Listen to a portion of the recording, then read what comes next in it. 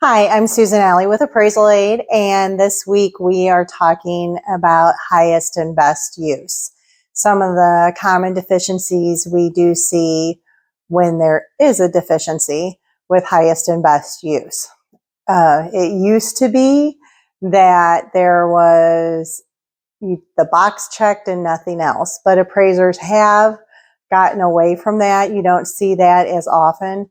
However, we will see that it is restated that the current use is the highest and best use, or we will see that it's stated highest and best use is as improved, which neither one of those provides commentary that supports the conclusion of highest and best use. We will also see where it states that the current use meets all four tests. That kind of needs to be expanded upon because the intended user very well could not be an appraiser and doesn't know what those four tests are. So that needs to be expanded on so the intended user can understand the support as it pertains to the subject property. Then this one, I think a lot of people take straight out of USPAP, and they say that the relevant legal, physical, economic characteristics have been analyzed to the extent necessary to determine that the current use is its highest and best use, or some rendition of that. But that does not provide support as it pertains to the subject property.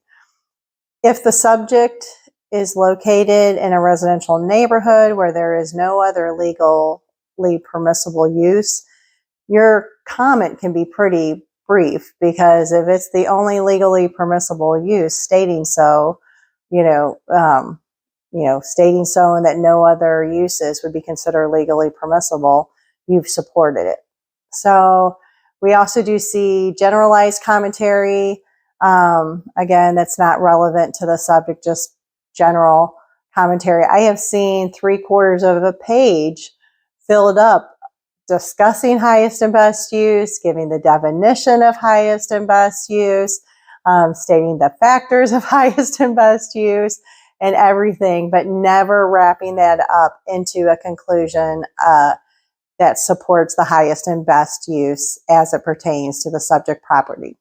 And then finally, regarding areas where there's no zoning. Sometimes I'll see an area where there's no zoning, and then the commentary, it appears to be either template commentary or something that may not necessarily be relevant to the subject. So I've seen where it says, based on the current zoning, the current use is the highest and best use. Well, we're in an area that there is no zoning. So make sure that the subject is an area with no zoning, that there is sufficient commentary that supports the conclusion as it pertains to the subject property. And also keep an eye out as far as what's surrounding the property.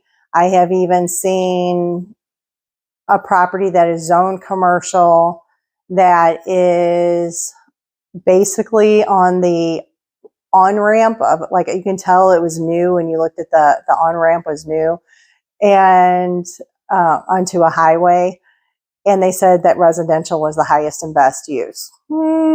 Maybe, but I don't know. I think that one requires a little more analysis.